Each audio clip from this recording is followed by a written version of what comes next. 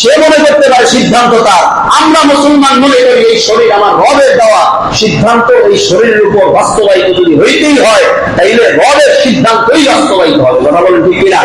মোহতারাম হাজিরিন, খুব ভালো করে বুঝবেন, শরীর যে আমাদের নয় এটার একটা বড় দলিল হইল এই কারণে রক্ত বিক্রি করা জায়েজ নাই। রক্ত বিক্রি করা কি নাই বলেন? রক্ত বিক্রি করা জায়েজ আছে? কিডনি বিক্রি করা জায়েজ আছে? কেন নাই? আপনার শরীর আপনি বিক্রি করবেন, জায়েজ নাই কেন?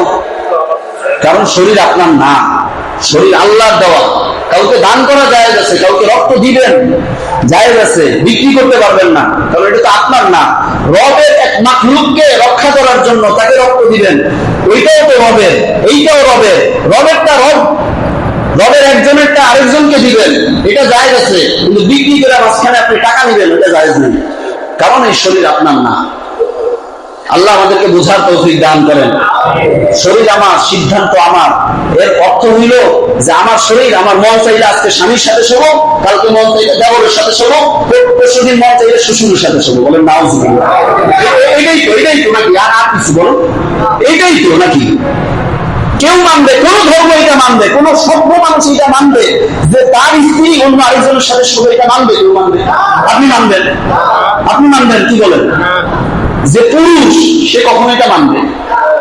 সে ধর্ম কিছুই করে না, কোন ধর্ম কেউ মানে না, কিন্তু পুরুষ সেইটা মানতে পারে যে তার বিবি তার বেপসারে অন্য কারোর সাথে শোবে, এটা মানতে পারে পুরুষ মনে।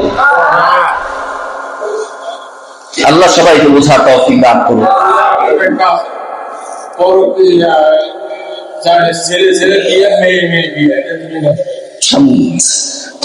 আছে ওইটা, এটার ভিতরে না। 4 নাম্বার, তারা মাসিক নিয়েও কথা বলেছে। মাসিক নিয়েও সংস্কার প্রতিবেদন জমা দিতে হবে, আর কাম নাই। মানে এই দেশে সংস্কার করার মতো আর কি কিছুই নাই। যেমন মাসিক নিয়ে সংস্কার প্রতিবেদন জমা দিতে হবে যে এটা কুসংস্কার। এটাকে কি বলে? কুসংস্কার। আল্লাহ কোরআনে কারিমে বলে দিচ্ছেন, নবীকে বলেন ওয়ায়াসালুনাকা আনিল মাহিদ, তারা বলে আপনাকে, তারা এই হায়েজ সম্পর্কে, মিজ সম্পর্কে আপনাকে জিজ্ঞাসা করবে। নবী আপনি বলে দেন কুল হুয়া আদা, এটা না অনেক কষ্টের একটা বিষয়, মাসিক এটা কষ্টের একটা বিষয়। ফাতাজিলুন নিসা ফিল মাহিদ, এই সময়টাতে তোমরা না স্ত্রীর কাছে যাবা না। মাসিকের সময় স্ত্রীর সাথে সহবাস করা জায়েজ আছে? হারাম। এটা ইসলাম নির্ধারণ করেছে। ওরা চায় এই হারাম মানুষের ভিতরে ছড়ায় দিতে। কথা বলেন ঠিক না? এরা তো বিকৃত যৌনাচারে অভ্যস্ত, এই সমস্ত নারীরা। এরা সঠিক পন্থায় আল্লাহ প্রদত্ত যে নিয়ামত, স্বামী স্ত্রী যে নিয়ামত, মিলন যে একটা নিয়ামত, এটাতে অভ্যস্ত না, এটাতে ভালো লাগে না। এরা ওই জানোয়ারেরা যেইভাবে তাদের জীবনকে পরিচালনা করে, তাও তো বলতে পারেন না আপনি যে জানোয়ারের মতোই করে। একটা কুকুরের কাছে কোন একটা মৌসুমে যদি অন্য পুরুষ কুকুর যায়, একটা মেয়ে কুকুরের কাছে যদি একটা পুরুষ কুকুর যায় মানে মিলামিশা করে এক মৌসুমে, ওই মেয়ে কুকুরের কাছে দ্বিতীয় কোনো কুকুর যায়।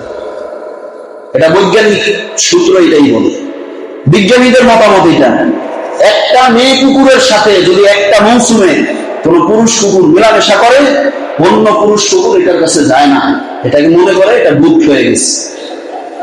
তারাও একটা রবের দেওয়া বিধান মেনে তারপরে কাজ করতেছে। রব আমাদের জন্য বিধান দিলেন যে এই মহিলার কিছু সময় রেস্ট দরকার, মাসে একটা নির্ধারিত সময় দিলেন, এই সময়টা রেস্টে থাকে। এখন আপনি এটাকে কুসংস্কার বলে এটাকে আপনি চালু করতে চাইতেছেন। বিশ্বাস করেন, এমন সব রোগ হবে যেই রোগের নাম পর্যন্ত নির্ণয় করতে পারবেন না। এমন এমন রোগ হবে যেই রোগের নামও নির্ধারণ করতে পারবেন না। এইচআইভি এখন তো বের হয়েছে, তাই না? এইচআইভি বের হয়েছে না? কই একটা সময় তো ছিল না। এই কেন হয়? কেন হয়? কি কারণে হয়? গবেষণা করবেন। আমাদের কাছে জিজ্ঞাসা করতে হবে না, ডাক্তারদের কাছে জিজ্ঞাসা করবেন যে কি কারণে হয়। খোদা প্রদত্ত নিয়মের বাইরে যখন মানুষ যৌনাচারে লিপ্ত হয়, অধিকাংশের ক্ষেত্রে এই গবেষণা করে দেখা গেছে তাদের এই ধরনের মন মানসিকতা ছিল এবং এই ধরনের কার্যকলাপে নিযুক্ত হওয়ার কারণেই অধিকাংশে এই ব্যাকগ্রাউন্ড তালাশ করে এগুলো পাওয়া যায়। আল্লাহ আমাদের সবাইকে হেফাজত করেন, বলেন আমিন। মুহতারাম হাজিরিন, 5 নাম্বার, এই এখানে বিস্তারিত লেখা আছে, খুব সংক্ষেপে বলতেছি।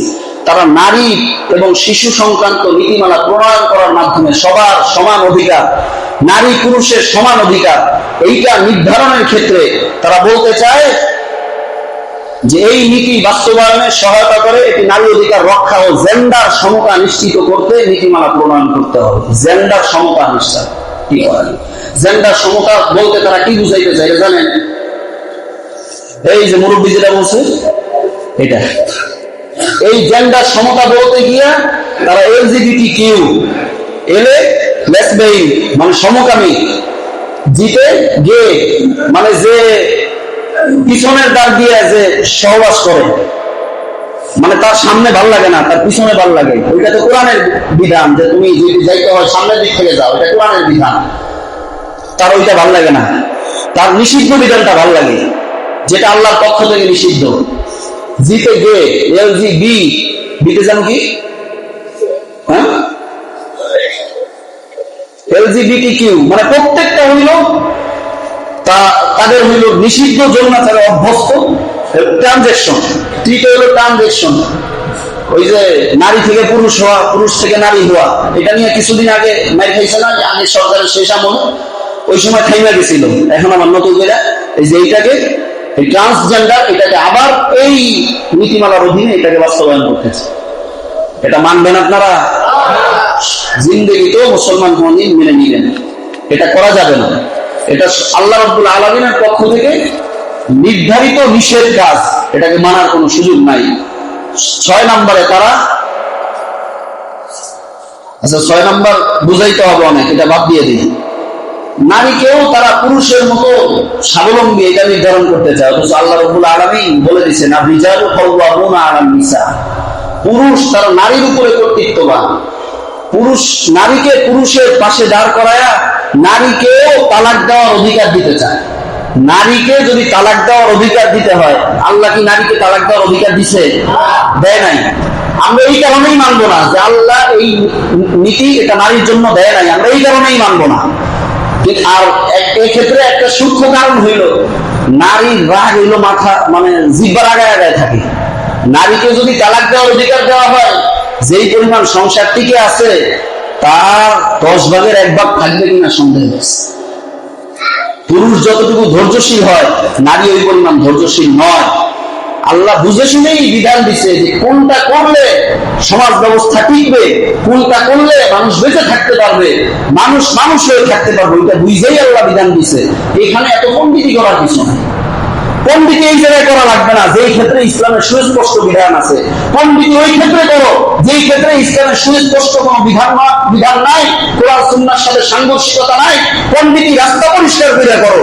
পণ্ডিতি এইটা করো যে যাদেরকে রাস্তা পরিষ্কারের জন্য নিযুক্ত করা হয়েছে তারা আদৌ পরিষ্কার করতেছে নাকি শুধু শুধু বেতন খাইতেছে। পণ্ডিতি ওই জায়গায় করো যে ক্ষেত্রে আল্লাহ রাব্বুল আলামিন বিধান দিয়েছেন, ওই জায়গায় পণ্ডিতি করতে আইসো না। ওই জায়গায় পণ্ডিতি করতে আসলেই চলে পুড়ে খার হয়ে যেতে হবে। কথা বলেন ঠিক কিনা?